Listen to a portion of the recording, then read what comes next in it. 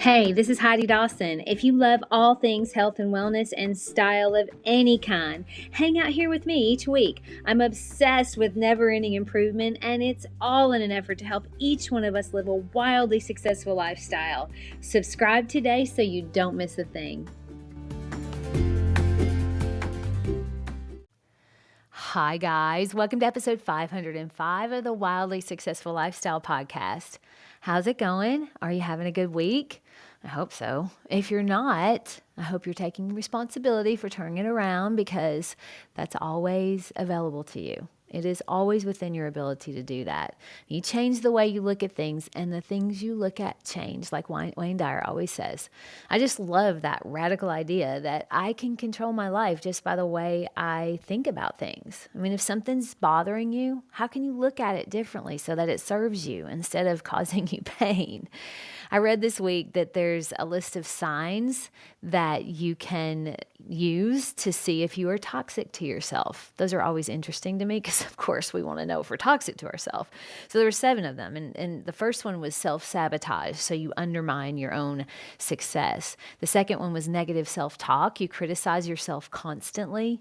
The third was you avoid responsibility. So you're blaming others or something else for your problems other than you.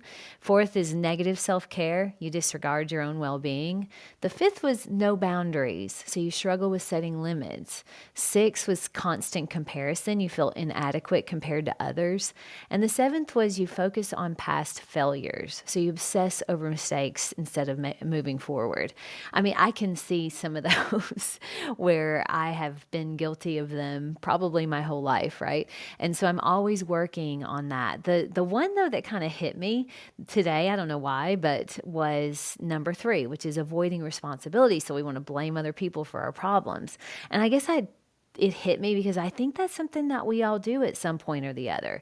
I mean, have you ever thought to yourself, well, if only this person would do this or act this way, I would feel differently about them? Or how about if only the gym were closer, I would work out more? Or maybe if my parents had done this or hadn't done this, I would be in a better place right now. You see, our mind is so tricky, and it's also pretty sly. It will justify anything and blame everything but our own self if we let it.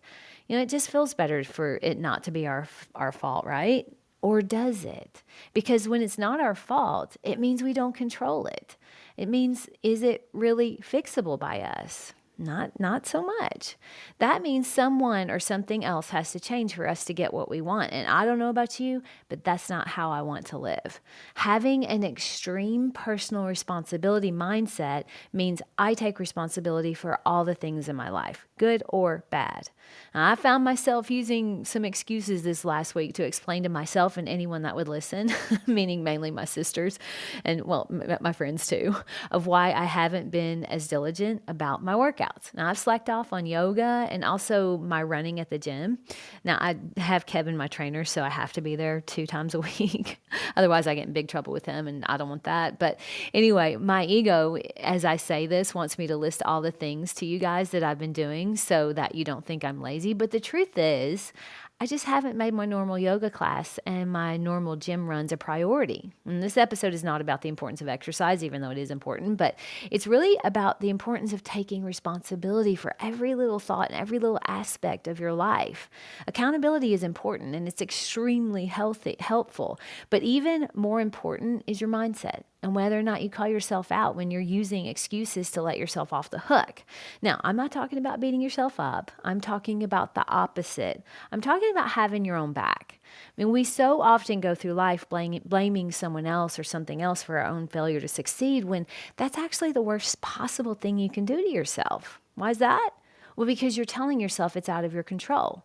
Someone or someone else has to change for you to be happy or to be fit or to be successful or to be a good wife or sister or friend. I'm going to make a bold statement here. That is never true. The only thing that has to change for you to be any of these things is your very own mindset. I know, sounds crazy, right? So you're telling me I can be a good sister to that sister that wants nothing to do with me? Yeah, I can.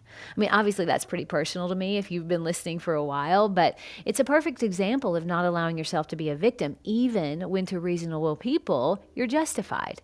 Now, one of my sisters will have nothing to do with me, and I can still be a good sister to her, if only in my head. A couple of years ago, that would have been a radical thought, but now I get it. It's been a long time in the works, but now when I think of her, I don't feel anger at all. I actually feel very neutral because I've taken responsibility for my thoughts about her. I told you guys recently about how my trainer and I had a conversation about my sister where I realized I thought in my mind that my sister had ruined our family, but once I reminded myself that our family was just fine, the anger melted away. And now I just feel sort of neutral when I think about her, which is okay with me for now. It's way better than angry. I feel a lot lighter. That's a gift I gave myself, and you can give that gift to yourself too. I was listening to a Tony Robbins podcast recently, and he had a guest speaker that was saying he had a client that has ongoing fights with her mom. The thing is, her mom passed away several years ago, and she's still having those fights with her in her head. That's why it's so super crucial that we're aware every minute of the things going on in our head because it affects every aspect of our life. I was working on a podcast episode the other day and I was feeling kind of frustrated because I felt stuck in a certain area about this episode. And I noticed myself picking up my phone, wanting to scroll on X to avoid that feeling of being frustrated. And I noticed that I do that a lot. It tells me that I need to be okay with feeling frustrated and working through it instead of avoiding it. You see, being aware of the thoughts in our head can affect every little action we take, even something as small as picking up our phone to scroll on social media. What thought made you do that? If you're not aware of the thoughts you're having, you have no idea why you're angry for no reason, or stopped going to yoga for no reason, or all of a sudden spend hours scrolling on social media for no reason, even though you had tons to do. It isn't an accident that that's happening. There's a reason. And more than likely, it's either a thought that's creating that feeling, or a thought that you're wanting to avoid, or a thought that keeps you from doing something or from not doing something. It is always a thought. Thoughts are why we do or don't do anything. Thoughts are why we feel or don't feel things, or they're why we feel anything. If you can pinpoint the thought, you can change just about anything in your life by changing that thought. My friend Lena, who was kind of my gym partner and yoga partner, moved, and I was blaming that on why I've been a little slack about it lately. But I realized that it wasn't her. It was my lack of making it a priority that was the problem. When she was here, it was a huge priority for her, and by extension, me, because we would do it together. She was always like, hey, you want to do this? And I was like, yeah, sure, sounds great. So you see, that was a sneaky thought that I was using as an excuse. Now that I've called myself out on it, I can no longer use that excuse. I just have to say the truth, which is I'm not making that a priority. See, that is the extreme personal responsibility mindset. It will make you better, and it will make you realize how tricky your mind is. Your mind wants to ease your pain by avoiding a negative feeling so that you scroll too long on social media. It wants to shift the blame to someone or something else so that you feel justified in not reaching your goal for the week. Your mind wants to keep that fight alive in your head because it allows you an excuse as to why you're so bitter. The extreme personal responsibility mindset, it allows you to have the radical idea that you get to control it all simply by changing the way you think about it so that it serves you instead of holding you back. That's how you have your own back always. And I don't think that's radical. I think it's empowering and freeing. And you deserve to be empowered. You deserve to take back control of your life instead of being at the whim of the world. My challenge to you today is to ask yourself, how would I act if I took responsibility for every feeling and action I have? How would things change if I could pinpoint the thoughts that make me angry or scared, or the thoughts that make me avoid and delay?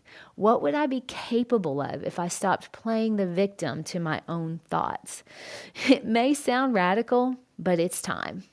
Share this with 3 people who deserve to feel freedom and empowerment of extreme personal responsibility. I love you guys. I'll talk to you in a few days. Don't forget to subscribe and share with your friends because we're just going to keep going bigger and better places together, and I love that about us. Talk to you in a few days.